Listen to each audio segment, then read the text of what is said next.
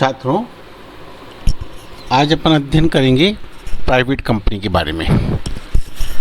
पिछले वीडियो के अंदर मैंने आप लोगों को कंपनी का वर्गीकरण पढ़ाया था। उसमें बताया था सदस्य संख्या के आधार पर कंपनियों को दो भागों में विभक्त किया गया है, सार्वजनिक कंपनी और निजी कंपनी। सार्वजनिक कंपनी को डिफाइन किया गया ऐसी कंपनी जो निजी कंपनी नहीं है, या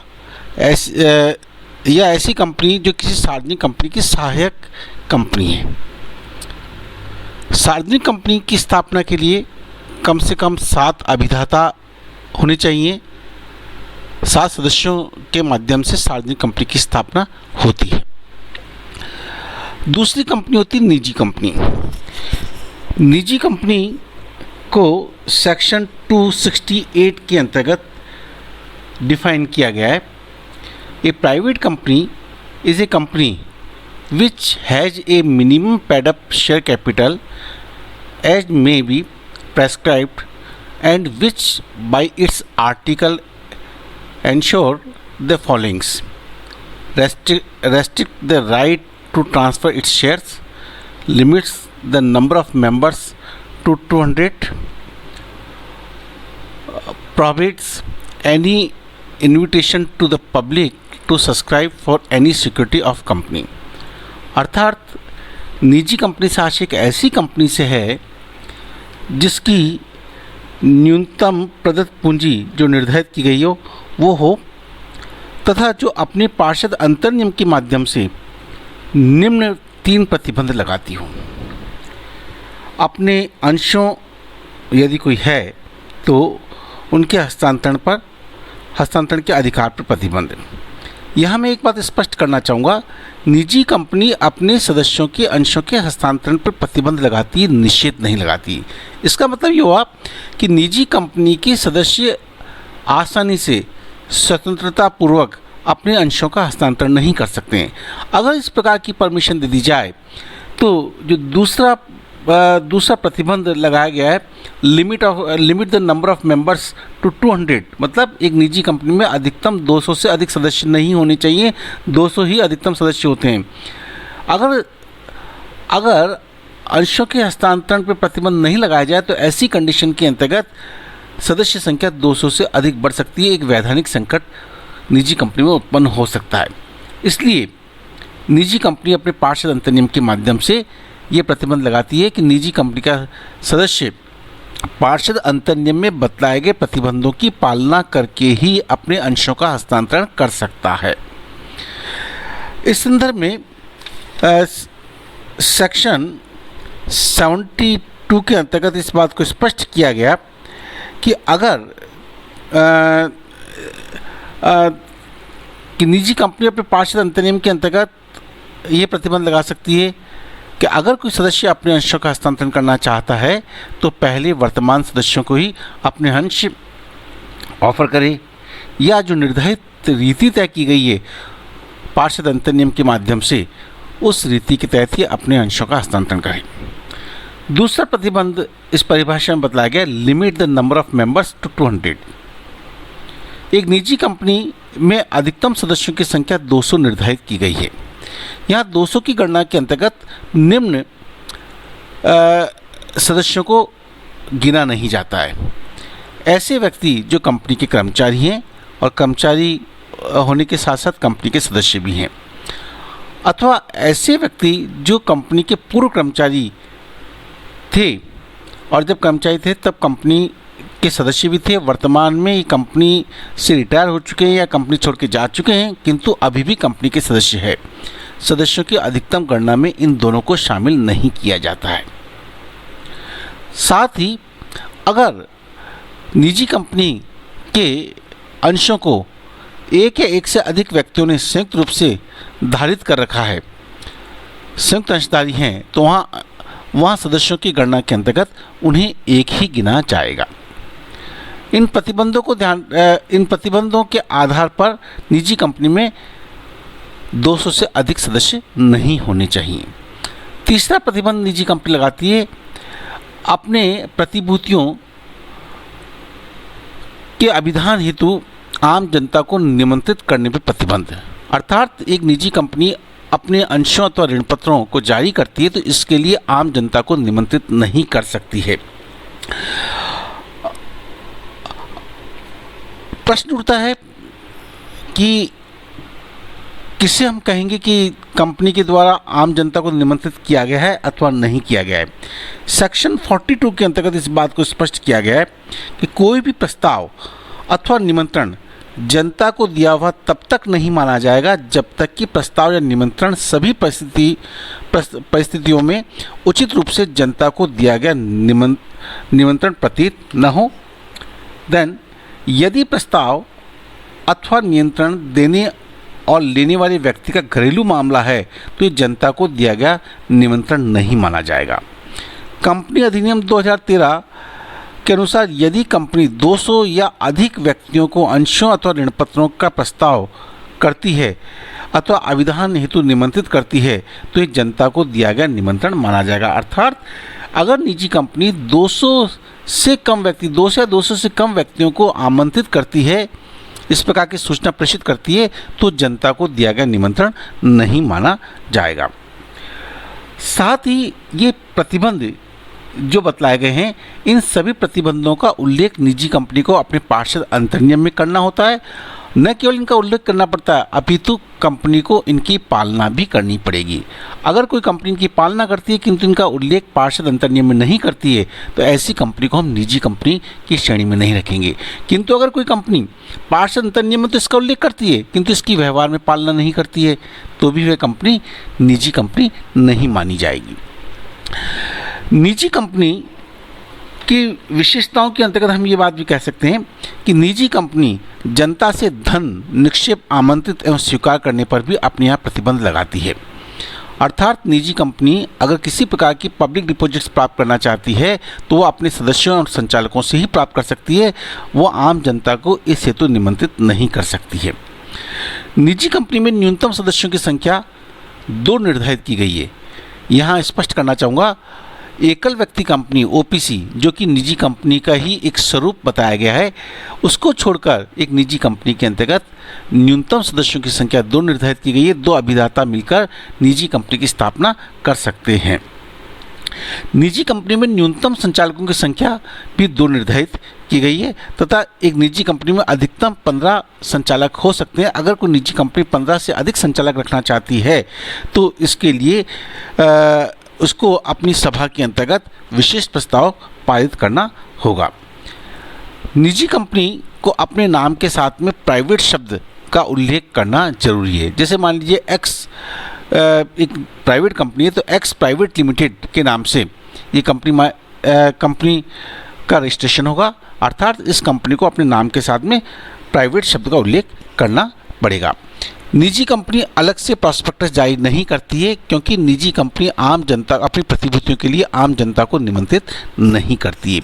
ये प्रमुख विशेषताएं निजी कंपनी की थी। इसके पश्चात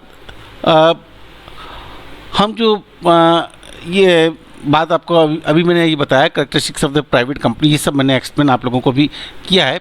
देन इसके बाद में हम लेते हैं कि निजी कंपनी को कौन कौन से प्रिविलेजेस प्राप्त होती हैं, कौन कौन सी छूटें प्राप्त होती हैं जो कि एक पब्लिक कंपनी को प्राप्त नहीं होती है। देखिए, मैं आपको स्पष्ट करना चाहता हूं कि प्रश्न ये उठता है कि कंपनी निजी कंपनी के रूप में क्यों रजिस्टर्ड होती है। निजी कंपनी को कुछ विशेषाधिकार प्राप्त हैं, कुछ विशेष छूटें प्राप्त हैं जो कि पब्लिक कंपनी को प्राप्त नहीं होती है। ये छूटें हैं मिनिमम नंबर ऑफ मेंबर्स, न्यूनतम सदस्य संख्या। निजी कंपनी, अभी मैंने थोड़ी देर पहले ही आप लोगों को कहा, निजी कंपनी में न्यूनतम सदस्यों की संख्या 2 निर्धारित की गई है, जबकि पब्लिक कंपनी के अंतर्गत न्यूनतम सदस्यों की संख्या 7 निर्धारित की गई है। 7 सदस्यों की आवश्यकता पड़ती है। दूसरी बात है प्रॉस्पेक्टस, प्रविवरण। निजी कंपनी चूंकि आम जनता को अपनी प्रतिभूतियों के अभिधान हेतु आमंत्रित नहीं कर सकती है, इसलिए निजी कंपनी को प्रॉस्पेक्टस जारी करने एवं आरओसी के यहाँ पे इसको फाइल करवाने की आवश्यकता नहीं होती है, जबकि सार्वजनिक कंपनी बिना प्रॉस्पेक्टस को आरओसी के यहाँ फाइल करवाए अपने अंशों का आवंटन का कार्य नहीं कर सकती है। देन तीसरी बात आई है मिनिमम सब्सक्रिप्शन, न्यूनतम अभिधान। एक निजी कंपनी न्यूनतम अभिधान न्यूनतम अभिधान प्राप्त किए बिना ही अपनी प्रतिभूतियों का आवंटन कर सकती है। न्यूनतम अभिधान प्राप्ति के संदर्भ में जो सार्वजनिक कंपनी में वैधानिक व्यवस्था दी गई है, वो वैधानिक व्यवस्थाएं निजी कंपनी के ऊपर एप्लीकेबल नहीं होती है। मिनिमम नंबर ऑफ डायरेक्टर्स, संचालकों की न्यूनतम संख्या। निजी कंपनी के अंतर्गत संचालकों की न्यूनतम संख्या 2 निर्धारित की गई है और अधिकतम संख्या 15 निर्धारित की गई है, जबकि सार्वजनिक कंपनी के अंतर्गत न्यूनतम 3 संचालकों की अनिवार्यता होती है। देन आया स्वतंत्र संचालक। प्रत्येक सूचीबद्ध कंपनी तथा सरकार के द्वारा निर्धारित वर्ग और वर्गों की सार्वजनिक कंपनियों के संचालक मंडल के कुल संचालकों का 1/3 संचालक स्वतंत्र संचालक होने चाहिए। ये प्रावधान कंपनी अधिनियम 2013 के अंतर्गत की धारा 149 सब सेक्शन 4 के अंतर्गत जोड़ा गया है, किंतु निजी कंपनी के ऊपर ये प्रावधान स्वतंत्र संचालकों की नियुक्ति का प्रावधान एप्लीकेबल नहीं होता है। फिर आया bye rotation retirement, rotational directors, मतलब बारी बारी से अवकाश ग्रहण करने संबंधी नियम। देखिए, संचालक मंडल के संदर्भ में कंपनी विधान के अंतर्गत नियम दिया गया है कि संचालक मंडल के कुल सदस्यों का 2/3 संचालक के ऊपर बाई रोटेशन रिटायरमेंट के नियम एप्लीकेबल होते हैं। 2/3 संचालकों में से 1/3 संचालक प्रतिवर्ष अवकाश ग्रहण करेगा और उनके स्थान पर नए संचालकों की नियुक्ति होगी या उन्हीं संचालकों की पुनर्नियुक्ति कंपनी की सभा के माध्यम से की जाएगी। निजी कंपनी के ऊपर बाई रोटेशन रिटायरमेंट के नियम लागू नहीं होते हैं। Small share holder directors, company विधान 2013 के अंतर्गत ये नियम बनाया गया है कि प्रत्येक सूचीबद्ध कंपनी जिसमें कम से कम 1000 लघु अंशधारी हैं या लघु अंशधारियों के पास कंपनी की पेड अप कैपिटल का 10% हिस्सा है, वहाँ पर संचालक मंडल में कम से कम एक संचालक लघु संचालकों में से लघु अंशधारियों में से नियुक्त किया जाएगा। निजी कंपनी के ऊपर ये प्रावधान लागू नहीं होता है। देन आता है संचालक पदों की संख्या। प्रत्येक निजी कंपनी किसी भी ऐसे व्यक्ति को अपना संचालक नियुक्त कर सकती है जो अधिकतम 20 कंपनियों में संचालक पद धारित करने का इरादा रखता है या धारित किया हुआ है, जबकि सार्वजनिक कंपनी केवल उन्हीं व्यक्तियों को संचालक के पद पर नियुक्त कर सकती है जो अधिकतम 10 सार्वजनिक कंपनी के अंतर्गत सार्वजनिक कंपनी या उनकी सहायक कंपनियों में संचालक पद को धारित करने का इरादा रखते हैं, मतलब 10 से अधिक संचालक के पद को ग्रहण किए हुए व्यक्ति नहीं होना चाहिए। फिर आता है की मैनेजर पर्सन, मुख्य प्रबंधकीय पदाधिकारी। कंपनी विधान 2013 के अंतर्गत ये प्रावधान जोड़ा गया है कि केवल सूचीबद्ध कंपनियां तथा 10 करोड़ रुपए या इससे अधिक पेड अप कैपिटल वाली कंपनियों को ही की मैनेजर पर्सन की नियुक्ति करनी पड़ती है, किंतु निजी कंपनी में मुख्य प्रबंधकीय पदाधिकारी नियुक्ति किए जाने की आवश्यकता, KMP की आवश्यकता नहीं है। यद्यपि एक प्रोविज़न सेक्शन 203 सब सेक्शन 1 और MR रूल्स 8 के अंतर्गत इस बात को स्पष्ट किया गया है कि अगर किसी कंपनी की 5 करोड़ रुपए या अधिक की पेड अप कैपिटल है तो ऐसी कंपनी, वो चाहे पब्लिक कंपनी हो या प्राइवेट कंपनी, उस कंपनी को कंपनी सचिव की नियुक्ति अनिवार्य रूप से करनी होगी। किंतु इसके अतिरिक्त जो भी की मैनेजर पर्सन्स हैं उनकी नियुक्ति करने के संदर्भ में निजी कंपनी के ऊपर प्रोविजंस लागू नहीं होते हैं। फिर आता है मैनेजर रेम्युनरेशन, प्रबंधकीय पारिश्रमिक। कंपनी विधान के अंतर्गत सेक्शन 197 के अंतर्गत रूल्स दिया गया है कि एक कंपनी अपने शुद्ध लाभों का 11% से अधिक मैनेजर रेम्युनरेशन का भुगतान नहीं कर सकती है, जबकि निजी कंपनी के ऊपर इस प्रकार का प्रोविजन, इस प्रकार का प्रतिबंध लागू नहीं होता। निजी कंपनी अपने संचालकों को 11% से अधिक भी प्रबंधकीय पारिश्रमिक का भुगतान कर सकती है। फिर इसी प्रकार से बात आती है कि निजी कंपनी अपने स्वयं के अंशों को क्रय करने के लिए फाइनेंशियल सपोर्ट कर सकती है, अपने अंशधारियों को, अपने संचालकों को अपने स्वयं के अंश खरीदने के लिए वित्तीय सहायता उपलब्ध करवा सकती है। देन आया कोरम। कार्यवाहक संख्या। निजी कंपनी में कार्यवाहक संख्या, न्यूनतम कार्यवाहक संख्या 2 सदस्य व्यक्तिगत रूप से उपस्थित होने पर सभा की कार्रवाई आधिकारिक मानी जाती है। मतलब जो गणपूर्ति है, जो कार्यवाहक संख्या है, वो 2 निर्धारित की गई है। जबकि पब्लिक कंपनी में अगर 1000 सदस्य हैं तो वहाँ पर कम से कम 5, 1000 से अधिक किंतु 5000 तक के सदस्य हैं तो वहाँ 15, और 5000 से अधिक सदस्य होने पर कम से कम 30 सदस्यों की व्यक्तिगत उपस्थिति न्यूनतम कार्यवाहक संख्या निर्धारित की गई है। फिर आता है वार्षिक साधारण सभा का प्रतिवेदन। देखिए, वार्षिक साधारण सभा का प्रतिवेदन के संदर्भ में नियम दिया गया है कि प्रत्येक सूचीबद्ध कंपनी को अपनी प्रत्येक वार्षिक साधारण सभा के संदर्भ में निर्धारित रीति से प्रतिवेदन तैयार कर उसे रजिस्ट्रार के पास फाइल करना पड़ता है, किंतु निजी कंपनी के ऊपर ये प्रोविज़न लागू नहीं होता है। इसी प्रकार से कुछ और प्रिविलेजेस भी निजी कंपनी को प्राप्त है। मैं संक्षिप्त में उनके बारे में आप लोगों को जानकारी दे देता हूं। कोई भी निजी कंपनी विविधात्मक लाभांश और मताधिकार युक्त differential rights to dividend and voting निर्धारित की गई शर्तों की पालना किए बिना ही निर्मित कर सकेगी यदि उसके पार्षद सीमानियम और अंतरनियम उसे ऐसा करने की परमिशन देते हैं तो। कोई भी निजी कंपनी अपने सदस्यों को दिए गए अंशों के अनुगामी निर्गमन के प्रस्ताव को 15 दिन से कम अवधि के लिए भी खुला रख सकती है।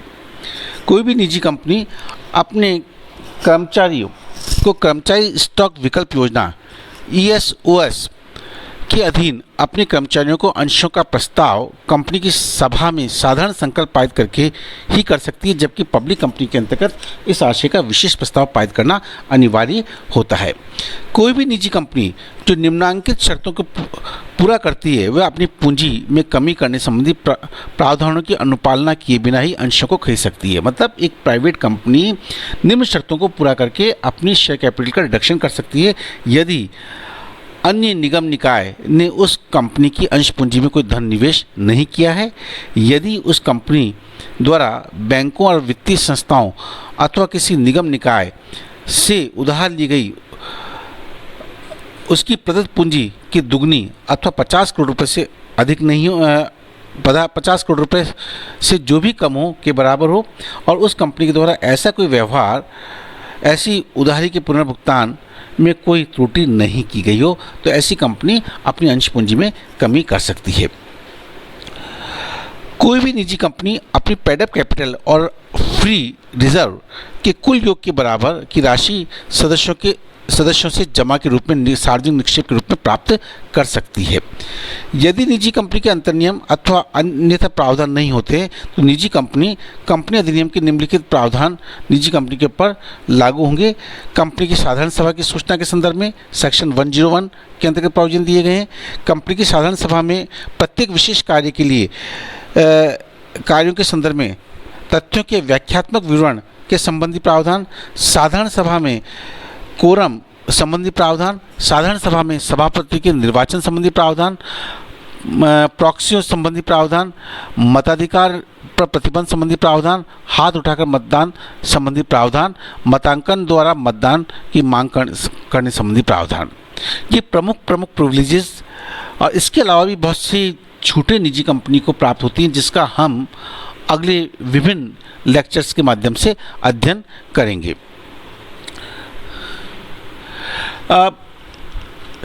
इन छूटों के आधार पर जो भी आप लोगों को डिस्कस किया गया है, हम निजी कंपनी और सार्वजनिक कंपनी के मध्य अंतर कर सकते हैं कि निजी कंपनी को ये छूटें प्राप्त होती है जबकि पब्लिक कंपनी को ये छूटें प्राप्त नहीं होती है। तो इस आधार पर हम दोनों को डिफ्रेंशिएट भी कर सकते हैं। अब मैं आप लोगों को एक्सप्लेन करूंगा conversion of private company to public company. एक प्राइवेट कंपनी का पब्लिक कंपनी में किस प्रकार से कन्वर्जन होता है। अगर कोई प्राइवेट कंपनी पब्लिक कंपनी के रूप में कन्वर्ट कराना चाहती है तो क्या ऐसा करने की परमिशन हमारा कानून देता है? हमारे कंपनी विधान के अंदर लिखा है कि ऐसा करने की परमिशन कंपनी विधान कंपनी को प्रदान करता है। इसके लिए सबसे पहले निजी कंपनी को संचालक मंडल की एक सभा कॉल करनी पड़ेगी। Calling and holding the board meeting, संचालक मंडल की सभा इस आशय के लिए कॉल करनी पड़ेगी और उस सभा के अंतर्गत इस आशय का प्रस्ताव पारित करना पड़ेगा कि निजी कंपनी को सार्वजनिक कंपनी के रूप में बदल दिया जाए। तत्पश्चात कंपनी की साधारण सभा आयोजित की जाएगी और साधारण सभा के अंतर्गत एक प्रस्ताव पारित किया जाएगा, जो प्रस्ताव विशेष संकल्प होगा, विशेष प्रस्ताव होगा कि निजी कंपनी का सार्वजनिक कंपनी के अंतर्गत परिवर्तन किया जाए। जब सदस्यों के द्वारा इस आशय का विशेष प्रस्ताव पारित कर दिया जाता है, तत्पश्चात कंपनी अपने पार्षद अंतर्नियम में परिवर्तन करेगी, क्योंकि पार्षद अंतर्नियम के माध्यम से निजी कंपनी ने जो प्रतिबंध लगाए उन प्रतिबंधों को कंपनी को हटाना होगा। साथ ही सदस्यों की संख्या, इंक्रीजिंग द नंबर्स, सदस्यों की संख्या जो मिनिमम 2 तय की गई है उसको बढ़ाकर हमें कम से कम 7 करने होंगे। इसी प्रकार से अगर निजी कंपनी के अंतर्गत डायरेक्टर्स 2 ही हैं तो वहाँ पर कम से कम 3 डायरेक्टर्स की नियुक्ति करनी पड़ेगी।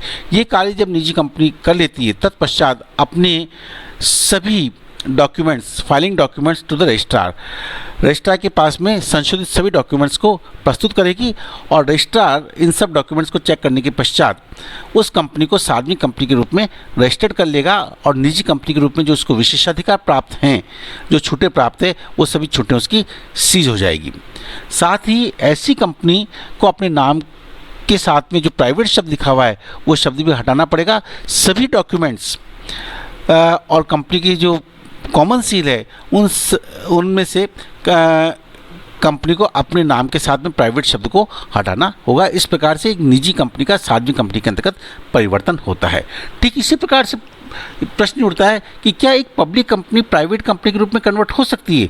हमारा संविधान कहता है कि एक पब्लिक कंपनी भी अगर चाहे तो प्राइवेट कंपनी के रूप में कन्वर्ट की जा सकती है। तो सबसे पहले इसके लिए हमें ये इंश्योर करना पड़ेगा कि क्या ऐसा करने की पॉसिबिलिटी है, क्या एक पब्लिक कंपनी प्राइवेट कंपनी के रूप में कन्वर्ट हो सकती है। क्योंकि जो रेस्ट्रिक्शंस लगाए गए हैं आर्टिकल के माध्यम से, जो रेस्ट्रिक्शन लगाए गए हैं कि साहब 200 से अधिक मेंबर नहीं होने चाहिए, या अंशों के हस्तांतरण प्रतिबंध की बात आई, या मान लीजिएगा सार्वजनिक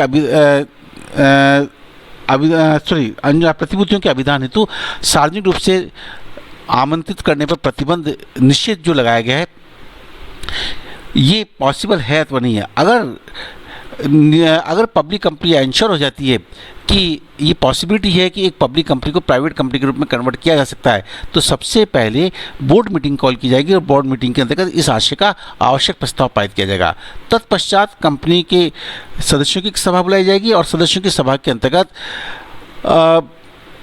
विशेष प्रस्ताव पारित किया जाएगा और विशेष प्रस्ताव पारित करने के साथ ही फिर कंपनी को ट्रिब्यूनल, अगर ट्रिब्यूनल की स्थापना नहीं हुई है, नेशनल कंपनी लॉ ट्रिब्यूनल की स्थापना नहीं हुई, तो ऐसी कंडीशन के अंतर्गत सेंट्रल गवर्नमेंट से इसकी परमिशन प्राप्त करनी पड़ेगी।